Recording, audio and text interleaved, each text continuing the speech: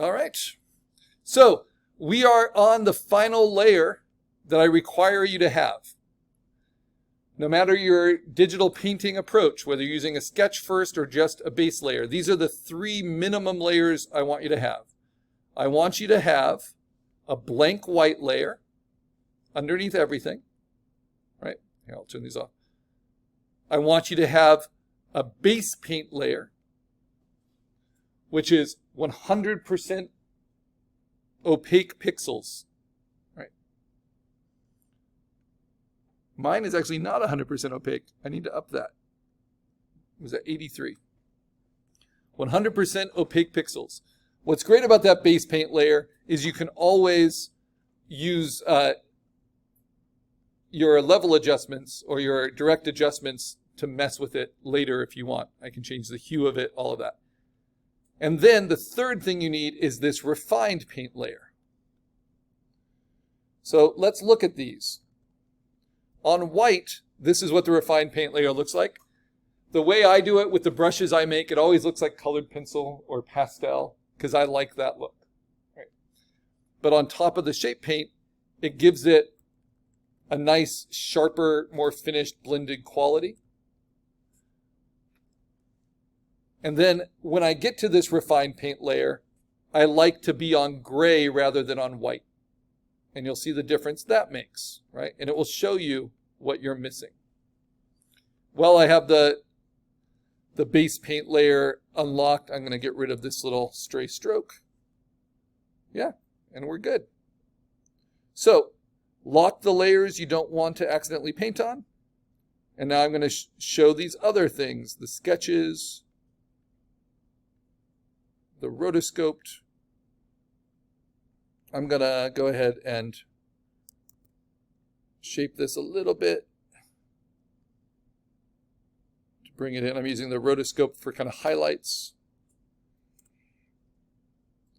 And you can add additional layers as you like. And then, of course, the references I find very helpful.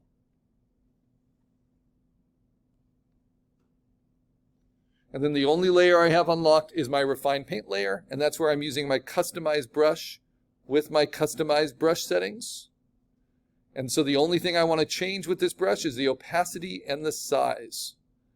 And I just stay on the brush. And now I'm just going to work on my painting, right? So not going too crazy with details. I did that eye.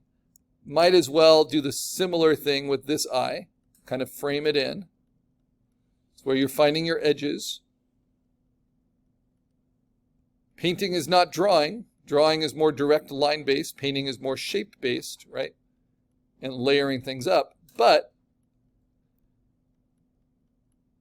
when it's kind of a loose, expressive type of painting like I'm trying, I got to start by kind of drawing things out, even in the refined paint layer. But a way to think about it is like chiseling your shapes. Scratching away at them until they're the right form. Like, where is the bottom of the nose? And this is true of animals too. I know many of us are doing pets or fun animals.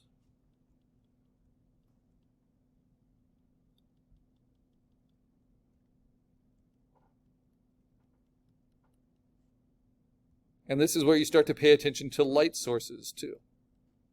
And that's where the AI reference is actually pretty helpful, because it kind of shows how the light hits this furry fabric and how I might build up things like my eyebrows.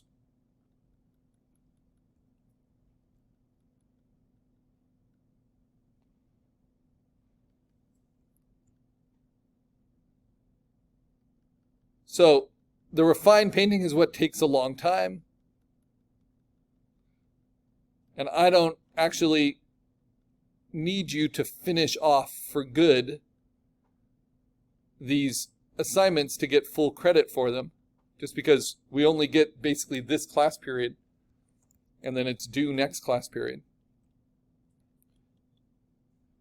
So I just want to see everyone use at least those 3 basic layers. And I'd like everyone to customize a brush. So it gives you a lot of power. even if you predominantly use one that's already been built. And then people are asking, how do you mix? And a lot of digital painters that use YouTube and stuff will show you, well, you put the pixels down and then you use the smudge tool to mix. And the smudge tool you can use to mix. The smudge tool is right here, right on above the dodge and burns with blur and sharpen. It looks like a little finger smudging, right? It's going to set it normally with a default 50% strength. And now that I have some different pixels in there that are sharper edged, I can use this to smudge them and to soften them. Like I said, computer's really good at softening. But the problem is,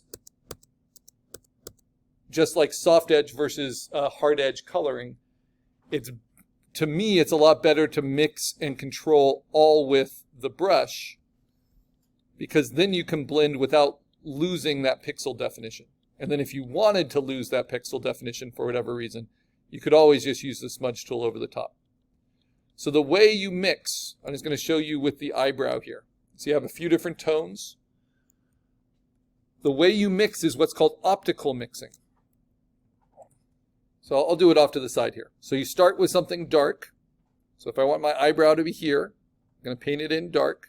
Remember, I'm at a lower opacity. I'm at 58% opacity on this refined paint layer, but I've got solid pixels underneath.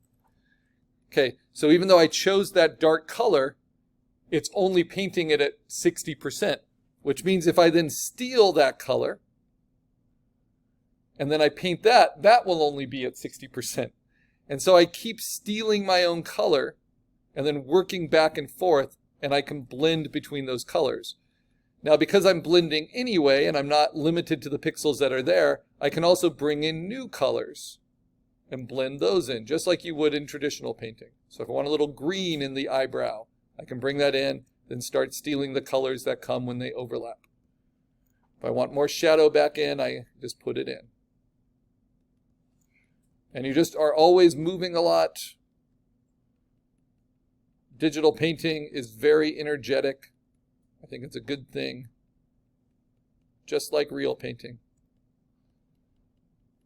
And it's actually like super efficient just in terms of the tablet's small, but your resolution can be really high. So you can do this at great detail to be turned into a really large print, or at least have the potential for a really large print. But that doesn't, even though it's efficient, because your hand doesn't need to move a whole lot to make quite an impression, that doesn't mean it's fast. And especially with this refined paint kind of going over my base paint, it's going to take a while. And I can always go to a bigger brush as I get away from kind of the detail, which is why you don't want to get bogged down in details too early. I just wanted to show you what kind of the finish is that I'm going for. And you really only need those 3 layers: blank white, base color, and then a refined paint layer. And it helps if that refined paint layer is with a textured brush. But if you want it all really smooth, you can just use regular brushes as well.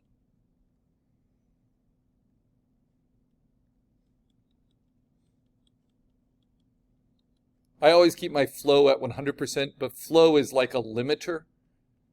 So if you feel like you're a little too heavy-handed, flow will just limit the amount of saturation and opacity that will come out of your brush. Right? Opacity is an overall setting for your pixels, but flow is a limiter. So a lot of custom brushes you find online will limit the flow. And so even at 100% opacity, they don't give you the actual color. They give you kind of a transparent, weaker version of it. All right, so that's my crazy eye right there. Very sketchy, very Jim Dine. More Jim Dine than William de Kooning. Because as I get away from the details, I want to get into these bigger, slashier marks. So what do those layers look like? this is what the refined paint looks like. It blends in on top. Okay, and you can use multiple layers of it if you want. I'm just trying to keep it pretty straightforward. Now I'm going to move to a bigger version of it. I'm going to still keep it about 60% opacity. And now I'm going to go for my big swings. So just like I modeled up around the eye, I'm going to try to model up around the face now. And change color a lot. Because at this stage it always ends up looking too representational for me. And it certainly can.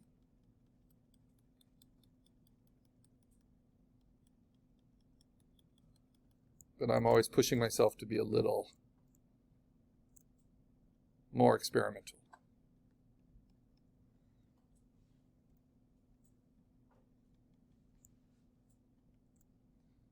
I want a nice blue collared shirt. Use some of those Cookie Monster blues.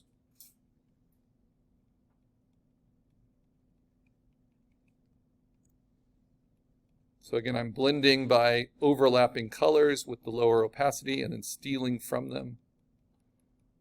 And I'm trying to pay attention to my reference, especially my primary reference, for the light direction.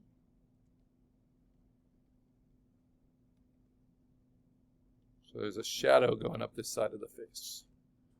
I want to find different colors I can use for that.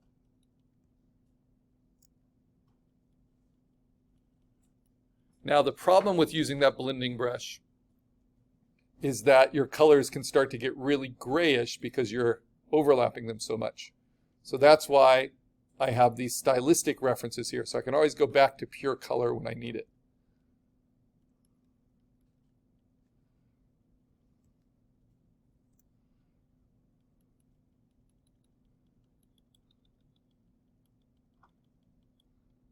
And if you look at your own skin, or if you look at your cat's fur, you know, there are a lot of colors in there. It's not just variations of one tone.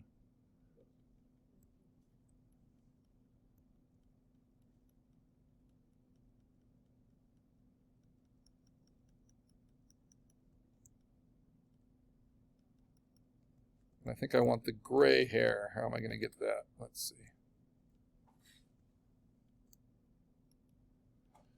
So if you haven't yet, this is just good painting advice. On your refined paint layer, you want to establish a darkest dark somewhere. So you see I have it in the eyeball and underneath the eye and underneath the chin. Make sure you establish a darkest dark.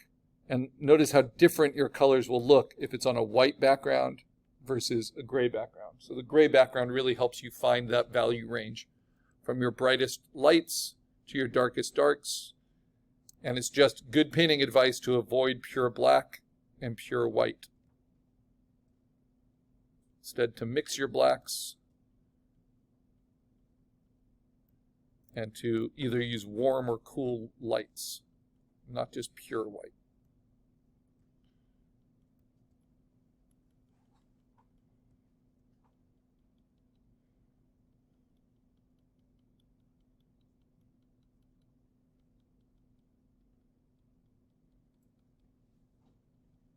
And then I want this core shadow that's going to be kind of cooler coming in on this side. Cool in temperature.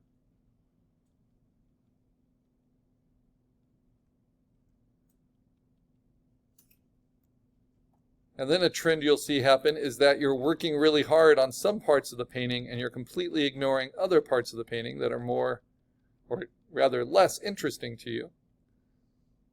Like the shirt, the hair. These kind of things. So you got to challenge yourself to kind of work over the entire surface. And the good news is we have class time to do that, as long as you're working really actively.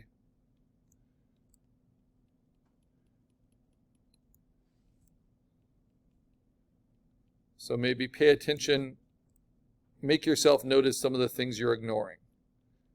And then give that some attention.